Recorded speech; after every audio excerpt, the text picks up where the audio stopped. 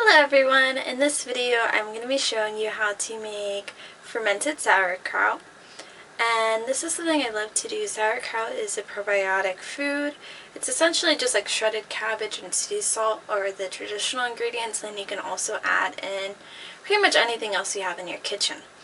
So I will show you what I will be using to make this batch of sauerkraut. Alright, so for this project I will be using 2 small heads of red cabbage. I also have a big bag. I'm also using a little bit of onion. I'm using some apple. I've actually never tried adding fruit to a sauerkraut before, but I decided why not. I heard it's very delicious. I have some fennel seeds, and then of course the sea salt. This is what you add to the shredded cabbage to get it to start creating the brine. Some other tools I'll need to do this are a big mixing bowl. This is what I'll be adding my shredded cabbage into. I will need a knife to chop everything up. I use a mandolin slicer with this small shredding tool to help shred the cabbage for me. And then what else? And then my ceramic weights. So this is what I use inside my crock to keep everything down below the brine. And then of course my fermentation crock. So this is what I'll actually be doing the fermentation in. Alright, so let's get started on this project.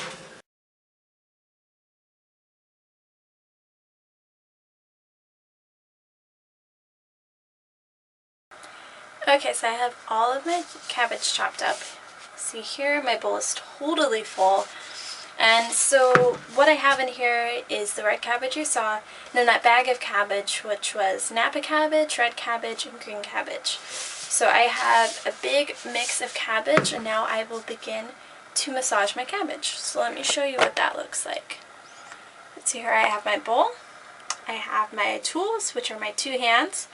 And I will simply just start to do this until when I squeeze it, liquid will be pouring off the cabbage. So this can take up to like 15 minutes. And you'll see that the red cabbage I added down in the bottom is more watery because it had the salt on it for longer than the stuff on top. So I'm just going to massage, massage, and massage. I recommend putting on some music or listening to a podcast. I'm listening to the Patriotic podcast right now. And then just, be with the cabbage.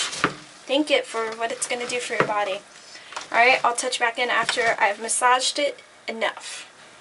My cabbage is done, so I'm going to go ahead and chop up the rest of my ingredients for the sauerkraut. So that's my onions, my apples,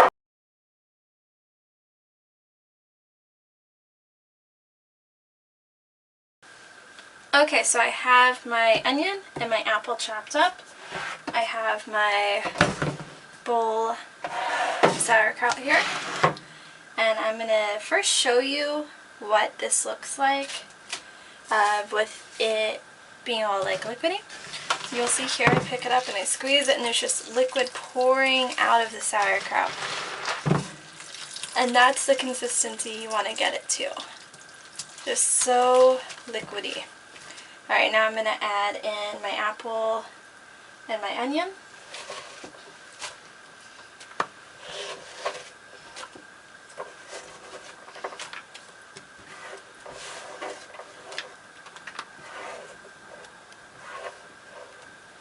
And mix it all in. I'm pouring some fennel seeds in.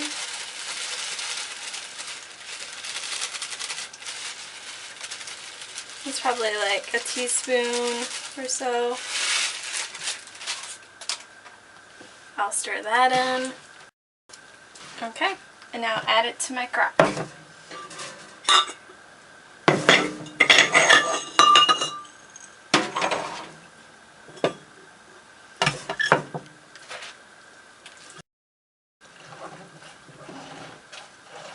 Really packing it into there. Okay, you can see I have plenty of brine in there to cover the cabbage. I'll just keep on packing it in there, pulling the brine up to the surface, making sure to get everything off the walls of the crock. Okay, and now I will place my big pieces of cabbage as like the top layer to hold everything down. And I usually have to trim these a little bit to make them fit into my crock. So I'll just give them a snip. Alright, and then just fit it in there.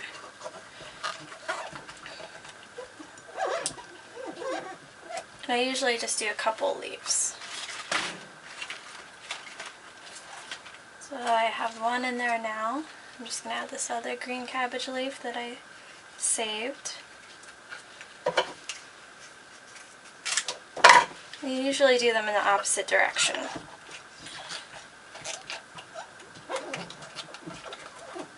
And then just work to get the brine up over them.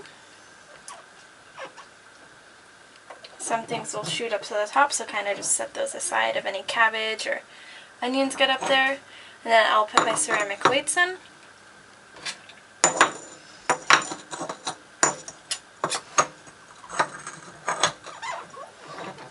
And just press down really hard to get the brine up over the weights.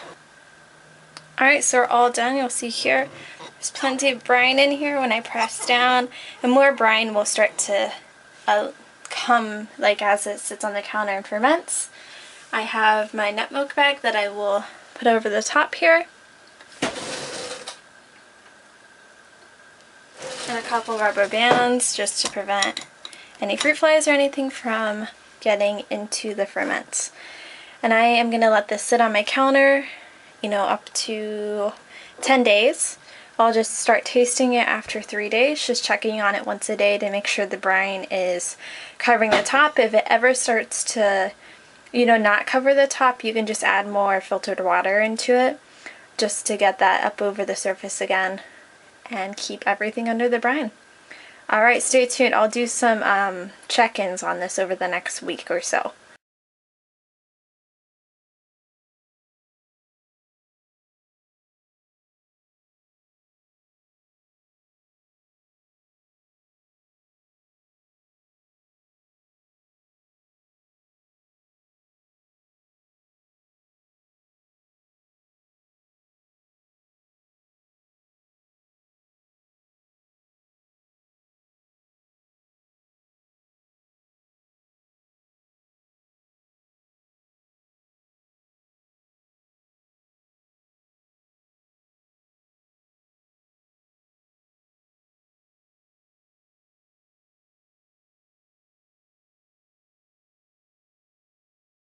Here is my finished sauerkraut.